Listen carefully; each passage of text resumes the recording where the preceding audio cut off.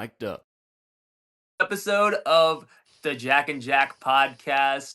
We're bringing you a shorter episode today, but still going to touch on all things Premier League, as well as UFC, the transfer portal, and some NBA playoffs in there. I'm Jack Little, along with Jack Rosenthal. Jack, another great day for a podcast.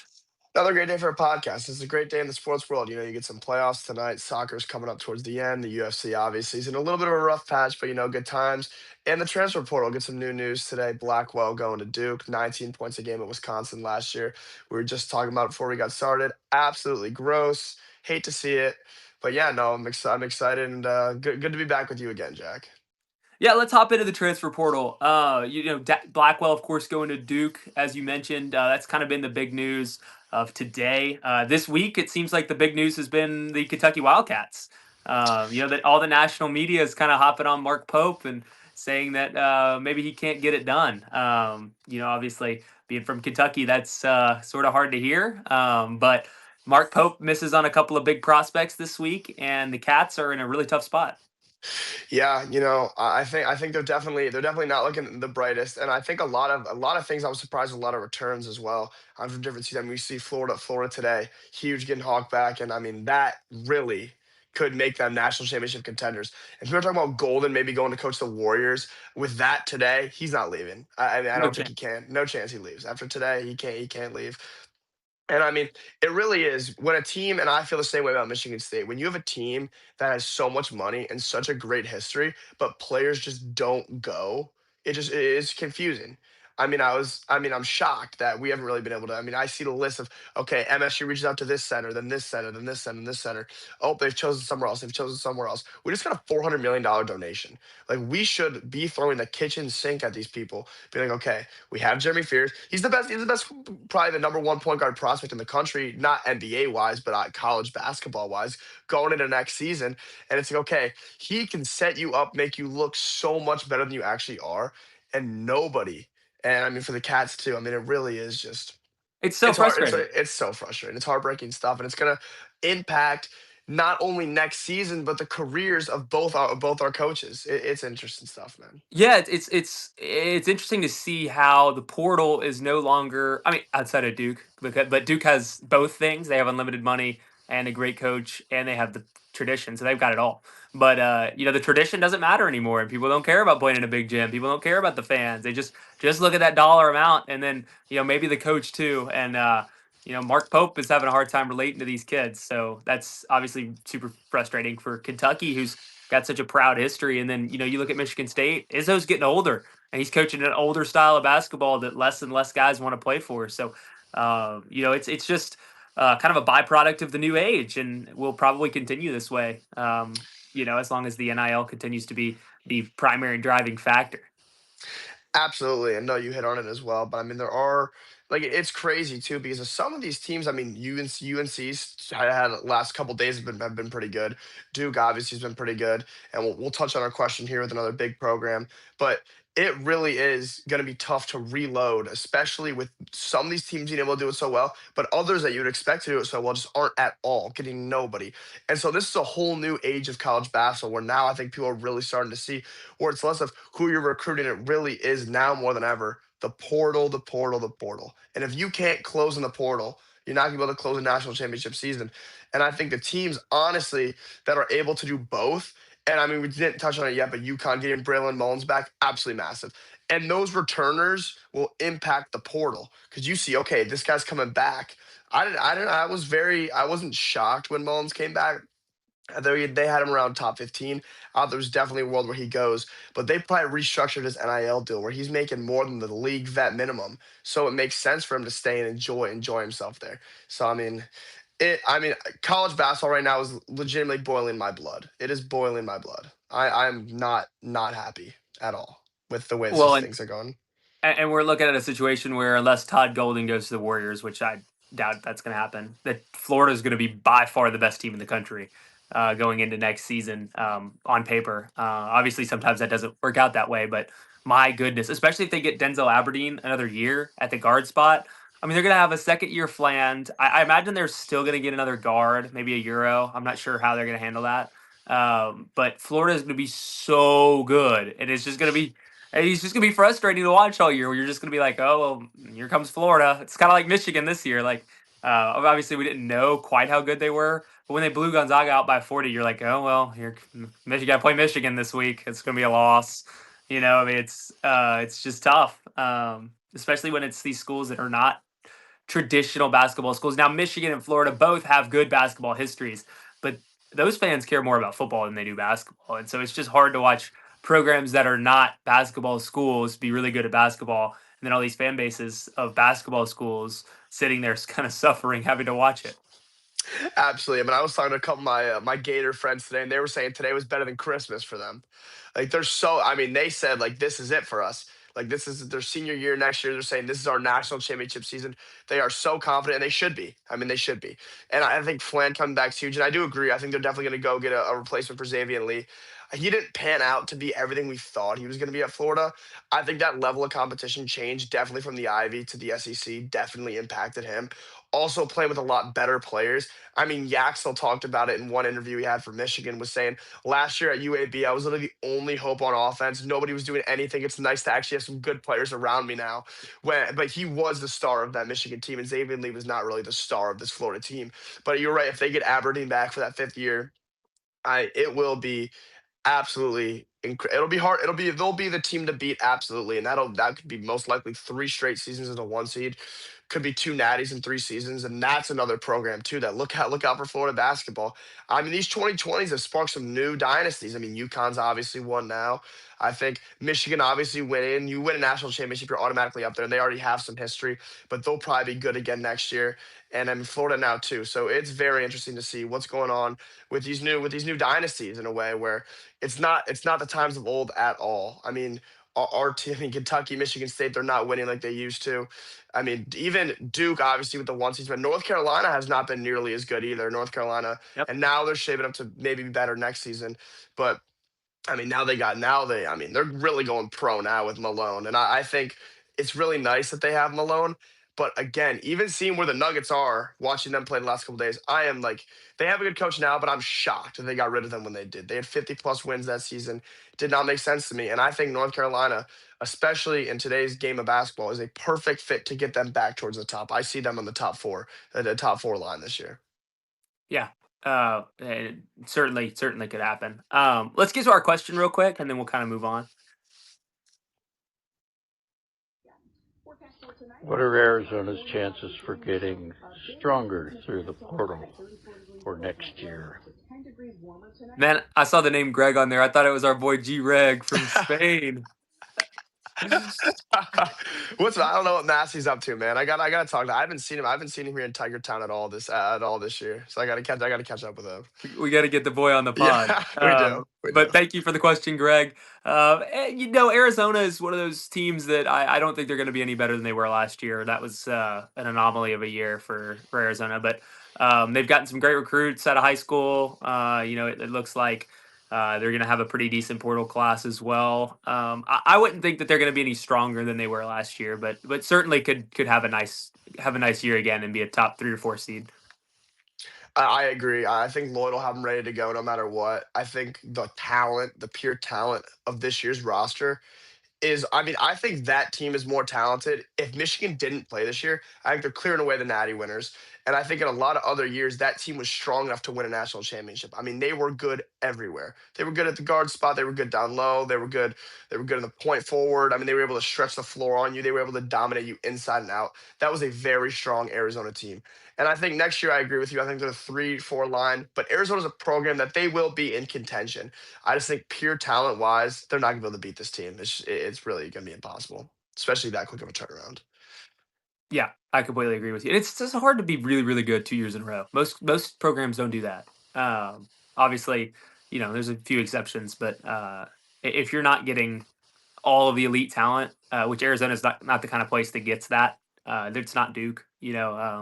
Outside of Duke, really nobody has done that recently, except maybe retaining some of your top players year in year out, and then you're good. But anytime you lose your top players, it's just hard to be good 2 years in a row, like that good. 100%. That's why Duke's Duke and those teams that are able to do that are dynasties like that because it is so rare to be able to return talent. And that's why we talk about Duke the way that they are and we hate them, but it's because they are the anomaly of people that are able to get this talent year in and year out. Yep, I completely agree. All right, let's move on to the soccer world.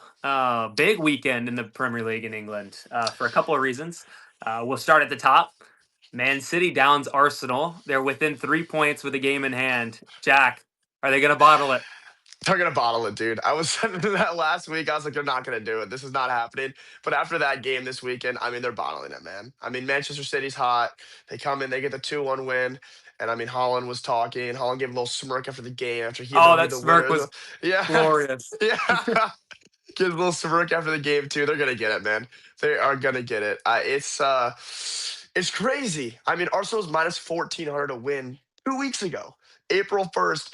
They had, I think it was like an 80 something percent chance to close it out. All they had to do was not bottle a couple games, and they bottled every single one of them. So, I mean, it's definitely one of my good friend, really close friends, is an Arsenal fan, and I talked to him, and he is livid. He's livid. I mean, there's not, and the thing is, there's nothing you can do about it too, because it's not like you can. You kind of got to win on it. It's like, all right, we got the point chase too, and they have the game in hand, so they are in real trouble. What do you think? Yeah, they're cooked. I think Yeah, they're cooked. It's like I hate saying it, but I don't see a way. City doesn't drop points in May. They never have. They won't this year. I mean, City just doesn't do it, and so it's like you're in a situation now where on goal difference, City's definitely going to catch you. So you're looking at a situation where Arsenal has to win every single one of their remaining games, and then hope that City doesn't. And the odds of that are just so slim. Like, I mean, if you had to take one of those teams to win every single one of their remaining games, it would definitely be City.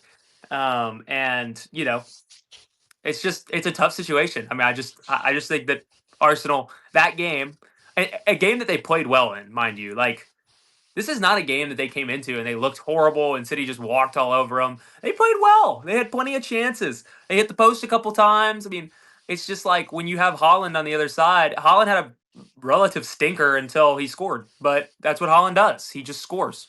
So you put the ball in the box 15 times and Holland's going to get on the end of at least one of them and score. And even if it's like a half chance, which this one was, he just puts his body on the line and scores. And it's just so difficult to play against a guy like that. And so, Arsenal needed 2 goals from that game, and they didn't get it. They only got one, and it's just not enough. It's not enough against City, especially not yeah, at the Etihad. So, yeah, I think City's going to win the league, but kind of some of the focus though has shifted to the other North London club with Tottenham Hotspur.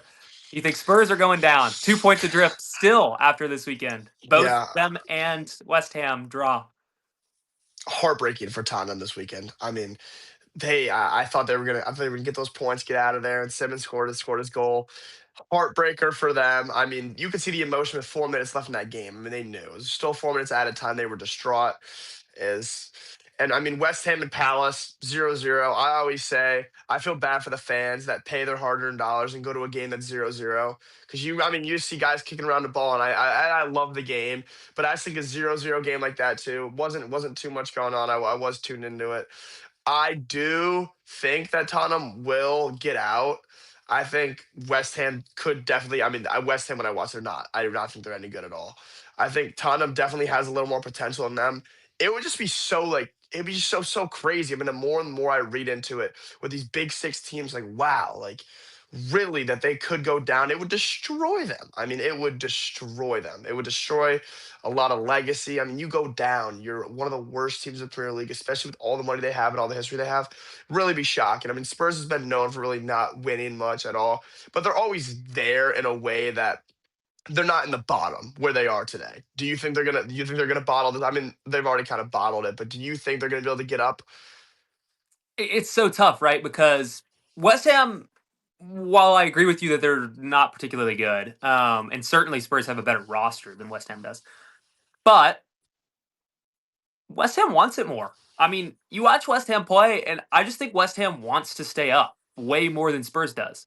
And so when I was watching Spurs this weekend, the goals that they gave up were so soft. Like 47th minute, like why are you not playing hard to get to that ball in the back post against Matoma? I mean, you fell asleep. You fell asleep on that long switch, and then Matoma's at the back stick, and there were guys that saw him, and nobody even like went over there. They're like, "Oh, he's not gonna score that." Obviously a fantastic finish from Matoma, but the effort, like that last effort to just lay out for a ball, just to try to disrupt him just a little, just wasn't there. And then Reuter's goal, that's just classic Spurs. They just didn't defend well. They lost a mark, and he was left all alone at the top of the box. And I mean, he's a striker. He's going to score that. He's a Premier League level striker. And it's one of those where you watch Spurs and you're like, man, this team's trying to like build out of the back and all this stuff. And you're like, I don't know that that's going to keep you up. Like Yeah. it's not worked to now. It didn't work this weekend, and you're just you're in a tough spot. Now, obviously, Brighton's a nice squad, so getting a point off Brighton at home is really not that bad for a relegation side, which is weird to talk about Spurs that way, but really not that bad. So maybe they get a win. They're going to beat Wolves, so West Ham then has to outpace Spurs even with the Wolves win for Spurs. So they'll have at least 3 more points. I think 7 points probably keeps Spurs up, but the same goes for West Ham. 7 points would probably keep them up as well.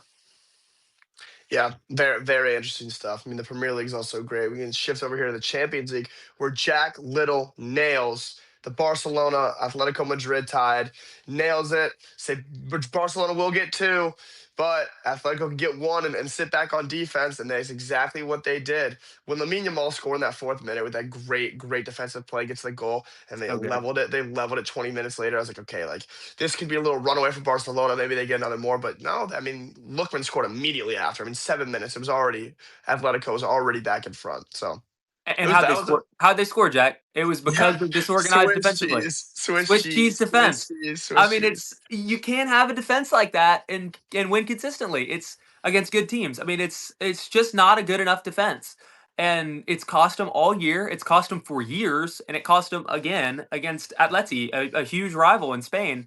And to go down, to another Spanish team in the Champions League is a failure for Barcelona. And so, it's this is a team that they thought could win the Champions League, and so to lose to Atleti, who really nobody's been rating. I mean, they're good, right? But like nobody's been rating them like they've been rating Barcelona. And then to lose there, it's definitely a failure in terms of Barcelona's Champions League run. So you hate to see Lamine Yamal go out, but it's the way of it sometimes. And then on the other side, PSG takes care of business, and then as well. How good was that Bayern game? Wow. Yeah. Yeah. I mean, That Elise I goal was spectacular. I incredible, incredible. I mean, that he took that, and I love the little bar at the side, the posting in. Like I love that stuff. Oh, And beautiful. obviously seeing Real Madrid go down. I mean, Yeah, always mixed always great. feelings, mixed feelings for sure, but definitely great too. I mean, they're the money club, and Bayern. I mean, I like Olise, and I like some of these guys they have on this team. They're very interesting. I love barn burners. Like that's just like the way that to get new fans into the game. Like I Yeah. haven't been the biggest soccer guy my whole life, but these are the games. Like I was sitting down, I was watching the Hornets Heat playing game with my friend who's not too into basketball. And after that crazy game where they're going back and Oh, it forth, was awesome.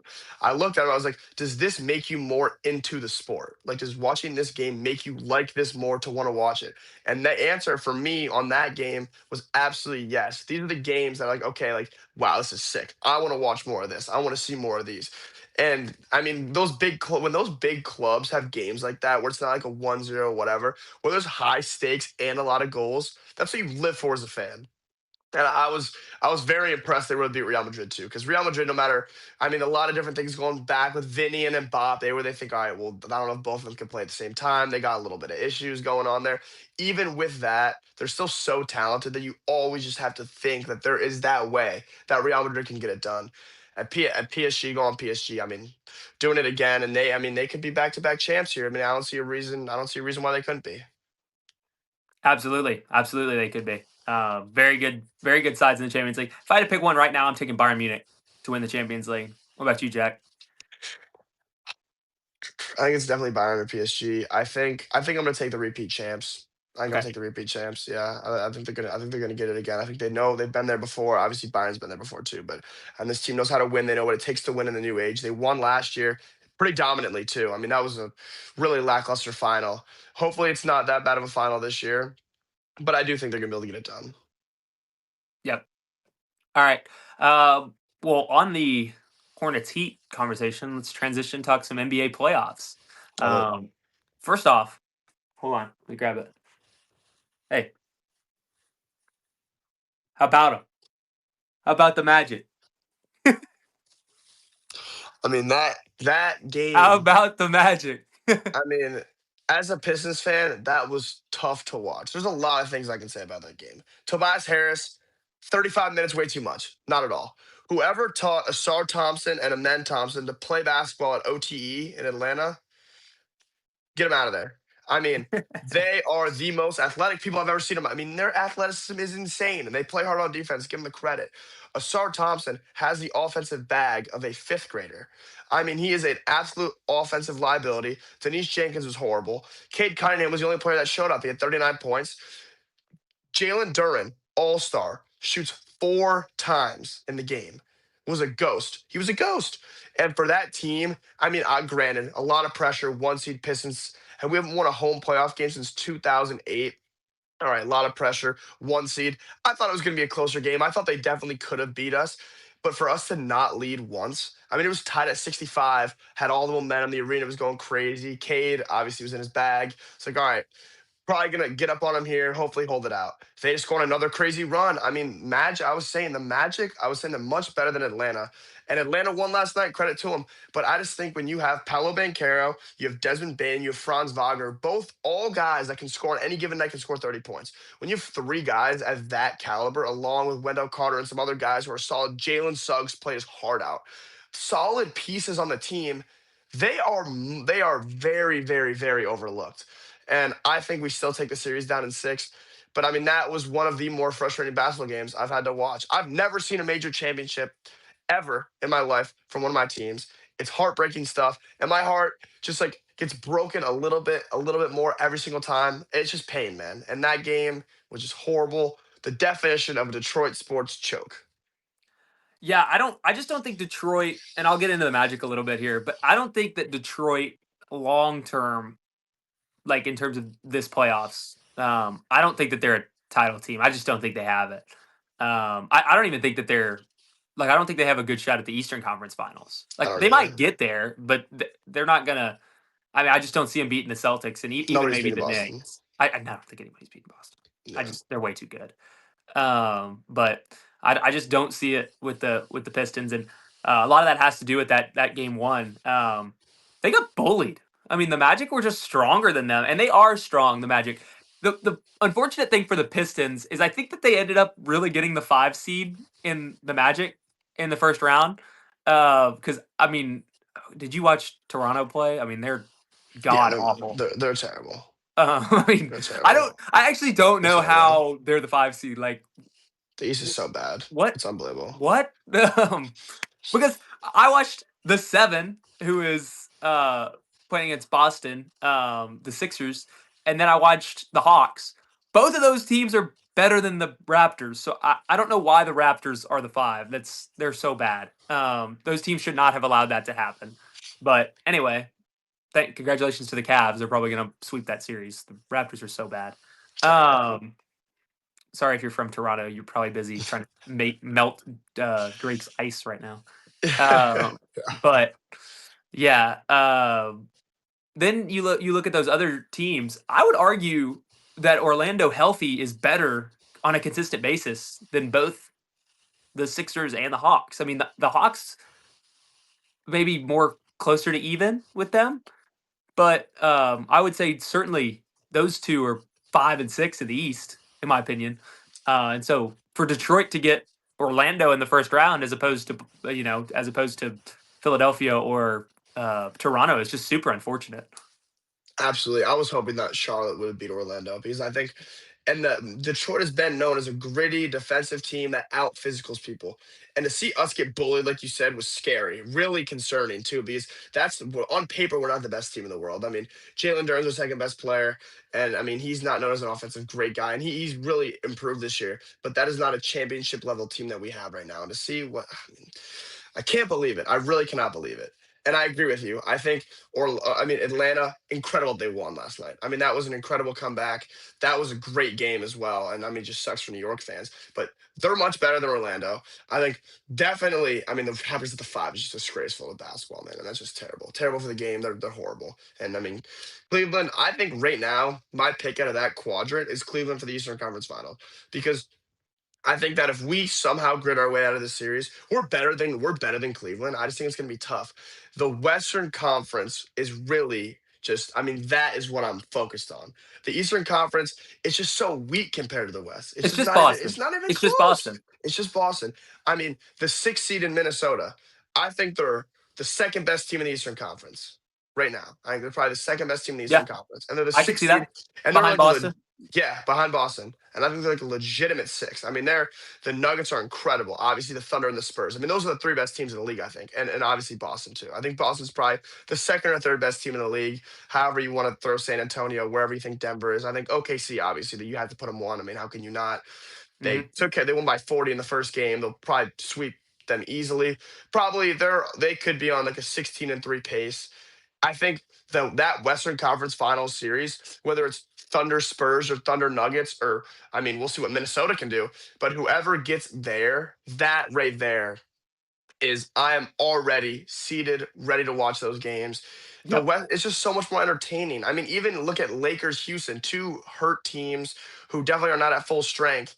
But that right there is still a better matchup than the Raptors and the Rockets being the same seed it is just terrible, and It's absurd. I can't believe it. The Raptors are a better team than the Timberwolves, and It's the absurd. Timberwolves. I mean, the Timberwolves are a legit team. I mean, that game was on late last night. I mean, that ended at like 1:30, but that was I mean shocking they were able to come do that. I mean, they were down 14 at the end of the first quarter. Did not look good at all. Nothing was really going their way. Obviously, if you have Jokic on the basketball team, you're gonna be fine. But I mean, Ant Man, he's that guy. And Rudy Gobert has been getting a lot of trash talk in the last couple of years, and he's an offensive liability. But he was fantastic. I mean, Ant was talking about it in the post game, but he was really fantastic in that one. For them to pull out that go 1-1 after two, the NBA playoffs are heating up. It's this is a good time for basketball because the NBA gets so much hate over the regular season. Oh, nobody cares. Nobody's playing hard. These guys want it so bad now. They want it so bad. It's awesome to watch. Yeah, the real competitive side comes out. It's a whole lot of fun, and I think my favorite series so far is obviously Nuggets Timberwolves that you're talking about. Then the Hawks Knicks, and then I think Orlando and Detroit is probably one, two, and three right there. I mean the 2, 4, 5s are kind of disappointing because the Stars aren't playing in either of those series. For I guess for Toronto, they're just not very good. But there are no stars to be playing. Scotty Barnes, I guess. And then obviously Donovan Mitchell. But I think that's going to be a sweep. And then the Lakers and the Rockets. I mean, until it's a healthy matchup, it's really just kind of like LeBron. I agree. It's just like I mean, LeBron's still good. Like LeBron's good enough to win you a series like, with no Durant. But I don't know. Not it wasn't Yeah. very entertaining. Did you watch Game 1? I did, yeah. I What mean, it it was wasn't just great. kind of a all right game, and I really was hoping that Bronny was going to be able to, because it's like a I spot where it's was like, all too. right, Bronny, here we go, 2 minutes or 3 minutes, two fouls, a turnover. JJ had to sit him down. I mean, it's unfortunate. I think the Laker team, they're definitely not going to be able to get to the Western Conference Final. I mean, the West is just too good. Even if they win the series, the Thunder are getting rid of them in 4 games, maybe five. Even with the Don, I think KD will be back for game two. Rockets probably take game two. I mean, without Luca, they're just lost on offense. I mean, DeAndre Ayton, I mean, he's so ball dominant now, and you cannot rely on a 41-year-old Braun to do it. DeAndre Ayton, I think his offensive footwork is pretty bad for how he should be playing. And I think he definitely benefited and got a lot of money. He should send 25% of his contract money to Chris Paul's retirement home because what he was able to do in those years in Phoenix, where he's able to get him the ball in these unbelievable spots, they were able to work with Booker too. He was like a 17-11 guy. And if you're a Yeah. 17-11 guy, you're getting paid the big bucks. It's like, all right, he's coming to the Showtime Lakers. Even after the signs were there, after Chris Paul had already left, he was pretty bad his last year, and then he was just weak sauce in Portland. I mean, that was just one of the softest centers I've ever seen. Yeah. And that was bad work. But I mean, they are an interesting team, and I love LeBron's my favorite player ever. Got to be, I think. I mean, he's my goat at least. I don't favorite players ever. I could probably name you a few more that I like better than him. But if he's able to win this series, if Durant comes back and they're able to win this series at 41 years old, I think it would be a top 10 biggest accolade of his career with all the things he's done. To do this at his age, with what he's being provided with a brand new coach, with a relatively new system as well, I think it would be so, so impressive. And I think the Rockets, they're athletic, but they're definitely the best matchup for the Lakers here. I mean, they would not, obviously outside of Phoenix and Portland. But if they would have seen the Timberwolves, and we saw what happened last year. I mean, Yeah, it everybody was would have saying been the Lakers same. in five, but it was Timberwolves in five, and probably would have been the same thing this year. I mean, they're just not better than them. No. And then I mean, it was really fun to watch Reed Shepard against that offense. Reed Shepard's like a 13 shot a game guy for the I Rockets. It's love him. crazy. It's got to be wild even for people not from Kentucky that didn't grow up an hour from Reed Shepard. That are watching the game and they're like, man, there's just a 6 foot little white guy out there trying to play with these guys. I mean, he looks like a child on the floor. He's a baller, man. He is a baller. These Kentucky guys, dude. These guys do well in the league. I mean, Tyler, dude. I mean, Kentucky's has some guys, and the hero was very impressive in that playing game as well. Obviously, 83B, like that guy, that 83B. I saw that one on Twitter. I like that one. They It's just respected him. They just played 83 games. yeah, exactly. It's so I cannot believe that, dude. Ever like looking at it, all time things. Like, you gotta see Bam. His season high before that game was like 32. Like it's just so crazy. He just goes for 83 out of nowhere. But I mean, Reed Shepard really has come into his own because he didn't play much his rookie year. Obviously, he had a lot of talented guards. Moving Jalen Green was very smart and very good for his career. And he's been good in Phoenix too. But that's a Yes, very smart move for his career. And I think on the team, when you have guys that can go score, I mean, you have Kevin Durant, who has so much gravity, it opens up for guys who can shoot. And Sengun has fantastic gravity as well. If Jabari Smith was better at making jump shots, he's not at a great shooting season, but he can stretch the floor too. I mean, that's dangerous and a really, really good spot for Reed Shepard to really rise as a young player. I'm a big fan of his. I'm a big fan. I know you are too. I'm a big fan of of Reed course. Shepard. Oh, Yeah, of course. I got my Reed Shepard Kentucky jersey in the that's in the awesome. closet over there. That's I electric. didn't have it ready like I had the KCP jersey ready, but Yeah, all right, Jack. Let's get 2 or 3 minutes of UFC right here, like and it. then we'll wrap it up. Perfect. I'll make it quick. There was not too much going on this weekend. Gilbert Burns versus Mike Malott.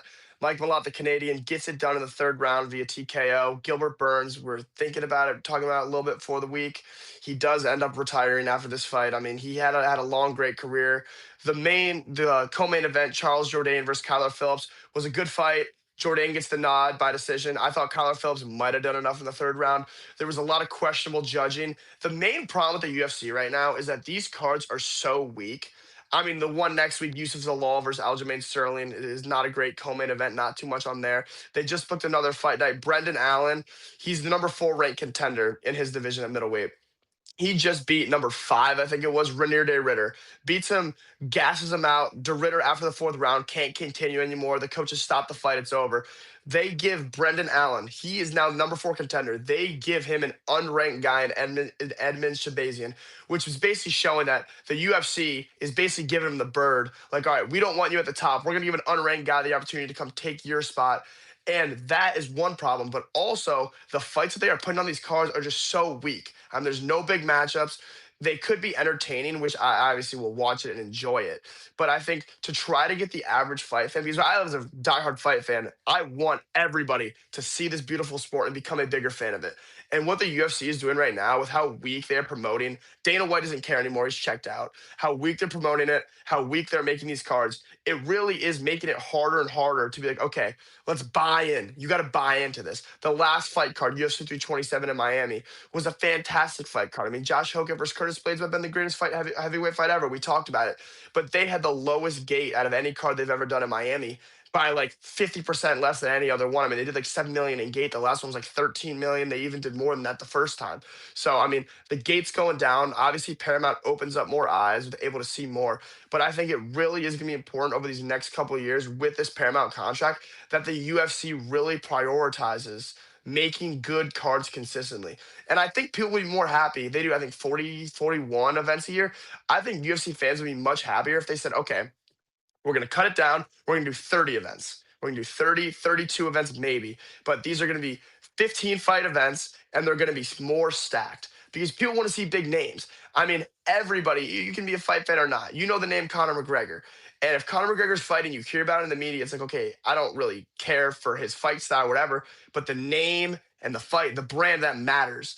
And right now, I mean, we'll get out of here, but I mean, I right now am very disgusted with the way that Dana White, he's on his way out, and obviously Dana White built the UFC from nothing, and you only can give him respect. But it is clear that he is not involved, and he said he's not involved really in the matchmaking. Hunter Campbell, who is, also needs to start doing a better job because they've gotten their money. I mean, they got the $7 billion contract, and now to me, it seems like they're very content with that. And for them, obviously, it's fine. I mean, they're in their big mansions, doing whatever they want, flying private. Their lives are great. But I think prioritizing the fans is what makes organizations great. And I think the UFC kind of being more private than obviously the NBA, the NFL, like those big kind of country leagues. The UFC is not really like that. They're different. They're independent from that. So I would really like to see a better job done from them. That's my little rant. Great episode again, Jack Little. Always appreciate it. Yes, sir. On that point, you know, how many fighters do you guys out there that are casual UFC fans? How many do you know? Because like that's a huge issue for a league when you don't know the star players, the stars, right? I mean, these star fighters. Like I know Israel Adesanya, I know Izzy, I know John Jones, but like outside of that, like it's coming straight to mind. Not many, like Patty Pimblett. Um, Mhm. you got to know these guys in order for this league to grow. So I completely agree with you, Jack. And yes, fantastic pod. Thank you guys for tuning in. These all go live on Apple Podcasts and Spotify on the Jack and Jack pod. Make sure to do that. Also, we're on YouTube, Jack and Jack pod. Please subscribe. And then if you enjoyed the podcast, hit the star right here on Mic'd Up so that you get the notifications when the next podcast comes out. Fantastic stuff. Fantastic. Looking forward to another episode. We'll be back next week. Gonna try to do every week here. I think definitely over the summer with all the things going on, we'll be able to get once a week. We'll talk more on that about what we got going on. But I think definitely once a week at least going forward. We're gonna start pumping out the social media more over the summer. Kind of tied up a lot with finals week right now. Got a lot of things. School's done in 10 days. Means a lot more time dedicated to this. So I'm very excited. Always good talking to you, Jack. Best days coming up for the Jack and Jack pod. Thanks for There we tuning in. go. On the rise.